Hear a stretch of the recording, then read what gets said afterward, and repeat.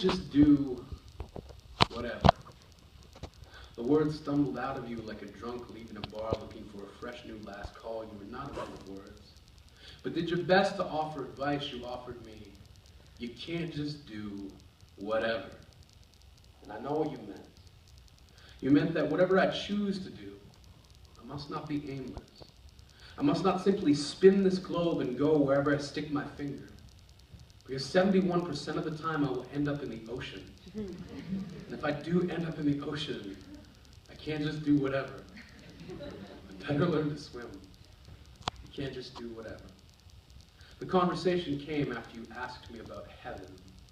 Told me you thought heaven would be specific to each person and that each person would have their own version of it, then asked me what mine would be. And I was so scared to tell you. I don't have one. But you nodded your head as if confirming a suspicion that perhaps school had robbed me of a belief in some stories. You said, you don't have to believe what I believe. It's enough to be good. Be good. I will. I will think about your heaven. Your heaven would be the same haircut forever. It would be a stick, a dog, and some distance. A lawn that always needs mowing, a six-pack of Pilsner short bottles, and your real teeth back. Because your dentures could never master that bottle opening trick that you love to do. The first time you tried it with dentures, I had nightmares for a month because I thought your mouth had fallen off.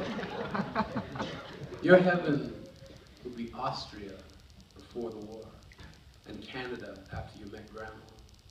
It would be head cheese sandwiches and blood sausage, other deli meats that would ensure you would never ever have to entertain dinner guests. And I would never be in danger of having my lunch stolen.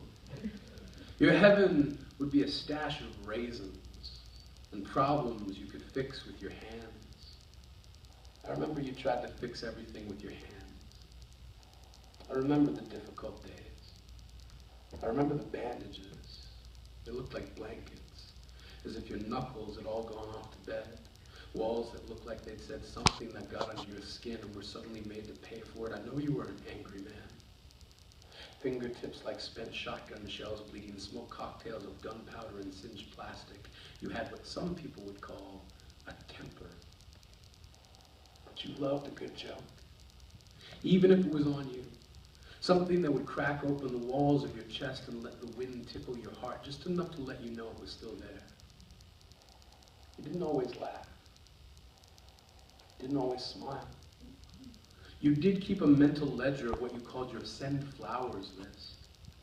I remember thinking it was a thank you to those who got you good, but learned the truth after my grandmother added a thin layer of sand to your sandwiches because you refused to make your own lunch for work.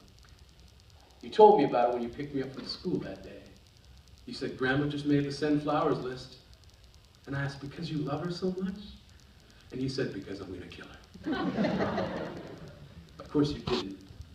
Your version of kill meant 2 months before winter, having a seamstress take in each of her coats a few inches, so on the first day she needed one, she fumbled with a sudden tightness, and you stood there smiling, then said in between laughs, honey, I love you no matter how big you get.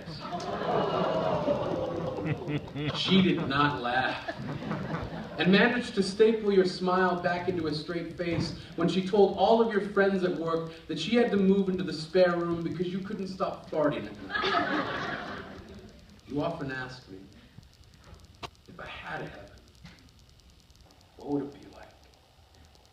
And I told you that for such a small word, if, is just too big to wrap my belief around.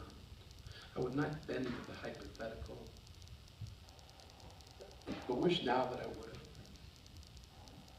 Even if it was just to ease your mind in the belief that I could be headed to that other place you believed in. I would tell you now how my heaven is here. It was here, in the gentle warfare of your relationship with Grandma, where volleys were traded back and forth like hockey cards between children who didn't care what the stats meant. My heaven would have been someone in grade 5, finally willing to trade me their fruit roll-up for my tin of sardines. My hell was wondering why. Why would you give me sardines for lunch? My heaven would make you laugh. Because I get the feeling you didn't get to do that very much.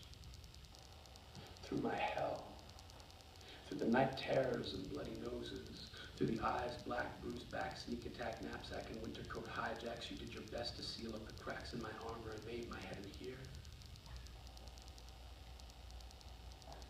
I would have loved to have made you laugh more. To make your send flowers list just once. So I offer you now my head. If there is a heaven, mine would have a post office, so I could send letters to yours. The first letter would read, hell's not so bad. They pretty much let you do whatever.